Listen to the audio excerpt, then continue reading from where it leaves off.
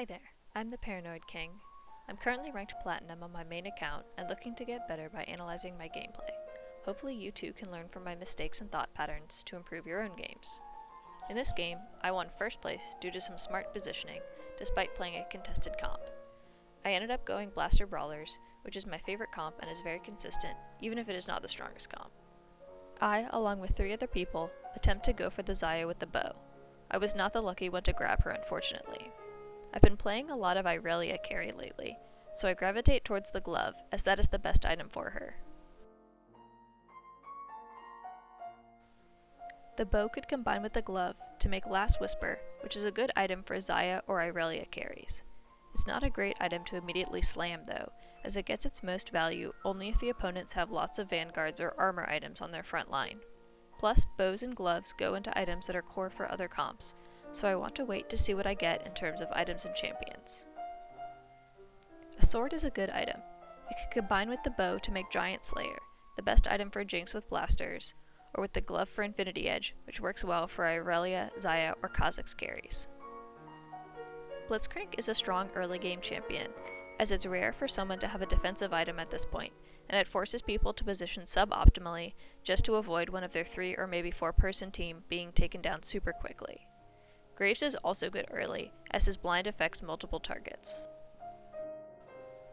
With pairs of both Blitzcrank and Graves, I'm starting to think about Brawler Blaster, but it's still too early to commit to Giant Slayer. I see a couple people look like they might be playing Brawler Blaster as well, including one with red buff already, so I pick up the Kha'Zix and the Ahri because Void Brawlers shares quite a bit of overlap. I only have one 2-star, so my board is looking pretty weak. Ideally I'd like to level to put in the Ahri to have 2 sorcerers, but I don't have enough units that I don't really want in order to get to 4 gold to be able to level up. This Vi is really good. Adding her allows me to have brawler synergy as well as backline access. I feel pretty comfortable going for Blaster Brawler here, so I sell the units that don't fit into that comp in order to hit extra gold. Having my Vi dash to the Xayah saved me, otherwise I think she would have easily taken down my whole team. If I want to go Blaster Brawler, I need red buff, otherwise I will look to pivot, so here I want to get either a vest or a belt. There's a vest on a Lucian, which is ideal. I'm lucky and nobody takes it. Leveling up puts me below 10 gold, but it lets me have 2 blasters, 2 brawlers, plus Chrono.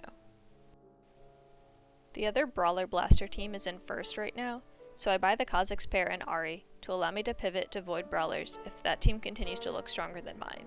Although if I'm gonna do that, I need to do it soon, as that comp involves 3-star and Kha'Zix. As I'm still not sure whether or not I want to go Blaster Brawler or pivot to Void Brawlers, I probably should not have sold the units here, and in fact picked up the extra Ahri. My econ here is pretty terrible, but because I'm contested, I think I should have played it safe and not gone for the extra income. I smartly kept my Vi in the back, as their Blitzcrank hooked her and kept my Lucian and Twisted Fate safe. I don't have Cyber Synergy, so I switched the Malphite in for the Vi, as he is tankier and does more damage at 2-star than she does at 1-star. No belt unfortunately, but a Nico's help is always good, especially since my econ is a little weak. Brawler Blaster doesn't really need gloves, except for maybe a Quicksilver Sash, so I make a Thieves Gloves on Twisted Fate, who I know I'm going to eventually sell. This item immediately makes a unit much stronger, and is good to put on someone who wouldn't otherwise get items. Definitely don't put it on your carry though. I've watched a couple videos where some challenger players put all of their units on the backline in order to protect their squishier units. I definitely haven't figured out the nuances of how and when to do it though, but I give it a shot here to see what happens. I'm hoping it will protect my backline without me having to take units out of the front line. I don't think it worked super well, as it ended up with the opponent Xayah behind my units, with no brawlers back there to take aggro. I move my units back up as I know more about this style of positioning. In this carousel, I'm really looking to get a belt here for my red buff.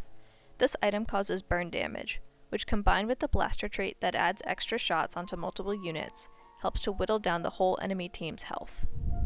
For the second time this game, I get lucky and nobody takes my top pick. If you have a Thieves' Gloves, it's important to look at what items it gives you. Here, my Twisted Fate gets QSS, which means I don't need my Vi to guard against Blitzcrank hooks, and she can go back up in the front to take some aggro. I should have put the Giant Slayer on Lucian, as I will replace him with Jinx later in the game. I beat the other Brawler Blaster player here, which definitely gives me hope that even though I'm contested, I will win out. This comp can't support 2 people, it just makes it harder to find Jinx and nearly impossible to get her to 3 stars. Here I'm lucky and get a Jinx. While normally, a 2-star Lucian is worth keeping instead of a 1-star Jinx, here he's only 1 star, so I definitely put her in and add her items to her. If you're going for 4 blasters, Graves is better to keep than Lucian, because his blind has utility, where Lucian doesn't really add much. I like the 2 items I get here.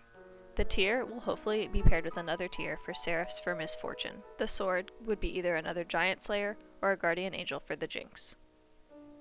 I want to level here, as that will increase the odds of finding Misfortune and Jinx. This comp doesn't get much benefit from going to 9, so my goal is to get to 8 and then level up my units unless I find myself losing a lot, and then I might roll earlier to 2-star my Jinx. Here my Thieves' Gloves gave me a Zeke's Herald, which boosts attack speed of both the wearer and the units on either side of the wearer. I should have repositioned my units to put one on either side of my Twisted Fate. Both the top 2 people are on the right side, so I shift my team to the left. I wasn't able to take out the enemy Kayle before she ulted, at which point she easily took out my team.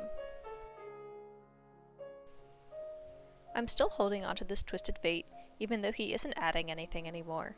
His original purpose was to give me Chrono, but now I have that from Blitzcrank and Ezreal. I want to switch him for Cho'Gath as soon as I find one. I'd like to get a bow to make another Giant Slayer for Jinx. If I don't get that, a second tier for Seraphs will be good for when I eventually find a Misfortune. I take this extra time to look at the board of the other person playing Brawler Blasters. They currently only have a 1-star Jinx, but have all 4 Brawlers and Rebel synergy, so their team is stronger than mine. I really want to hit 2-star Jinx before they do to remain competitive. To do this, I level to 8, which drastically increases the odds of finding a 4-cost unit. I start to roll here, looking for either another Jinx or a Misfortune. I find the Misfortune and put her in, which now gives me 4 blasters, which I think is enough to stabilize a bit so I don't have to roll down all my gold just now.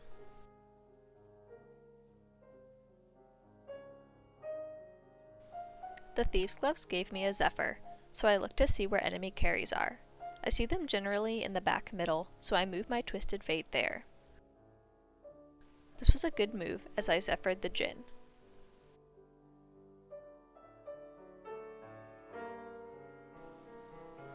My Jinx already has 3 items, and my other main carry, Misfortune, does better with AP items, so I'll probably look to make a Titan's Resolve with these 2 items. I finally find a Cho'Gath and switch him in, so now I have my core comp, which is 4 blasters and 4 brawlers. Now I want to roll down to level up all of my units. I should be rolling more aggressively here, since I'm not trying to save up to go to 9, especially since I am contested and need to get my Jinx before my opponent does. I only need 1 more copy of her to get 2 stars, since I do have the Neeko's help. At the last minute, I see my Vi has Trap Claw, so I put her in the corner in the hope of stunning one of the many Blitzcranks in this game, which is exactly what happens. I managed to 2-star my Cho'Gath here, which is good, but taking a look at my opponent's board who's contesting me, I see that that person already has 4 Jinx, so things are looking bad for me if I'm trying to get her to 2-star.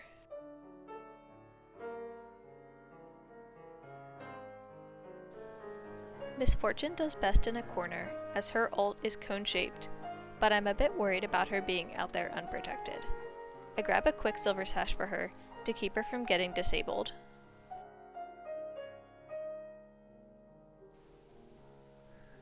I still have no luck in finding a second Jinx, probably because the person contesting me is taking them all out of the pool.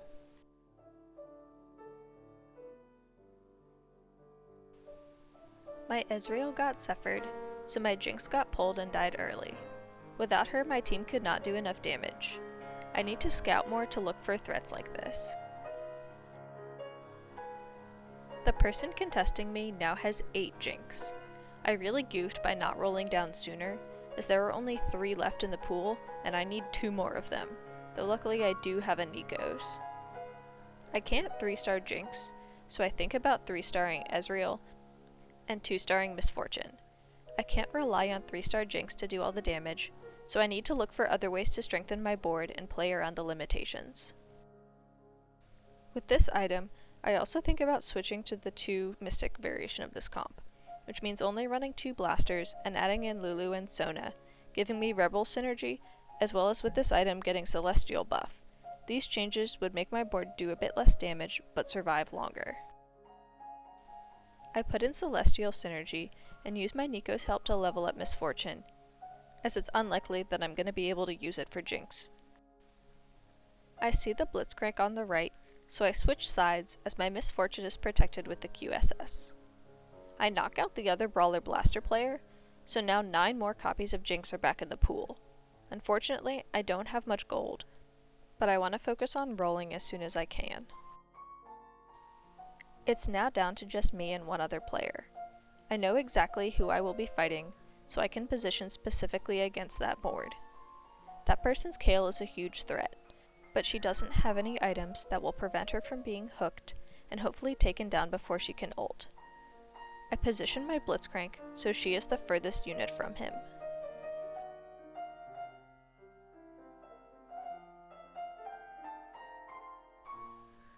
The opposing team doesn't have a great way to get to my backline without taking down my frontline, so I get Locket of the Iron Solari to strengthen my whole frontline. After selling some units to pick up Lulu 2, I check again to make sure they haven't moved the Kayle, but forget that the hexes mean Xayah is actually slightly further. I don't hook the Kayle, and that extra damage is too much for me, so I know I have to hook her or I lose. I move my Blitz back, and I'm able to get 2-star Jinx.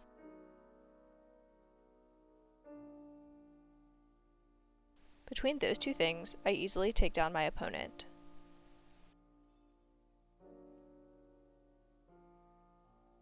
Another Misfortune upgrade is in the shop, which is perfect, as she will probably at this point do more damage than my Jinx.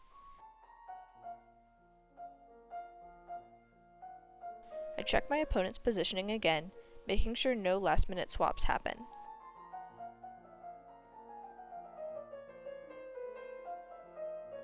My Blitzcrank all the way at the left is able to hook the Kayle, and with her disabled, my Misfortune easily takes down the bulk of the team. Even though I was around the middle of the pack for most of this game, I ended up placing first, which shows just how important positioning is in TFT. Thank you for watching.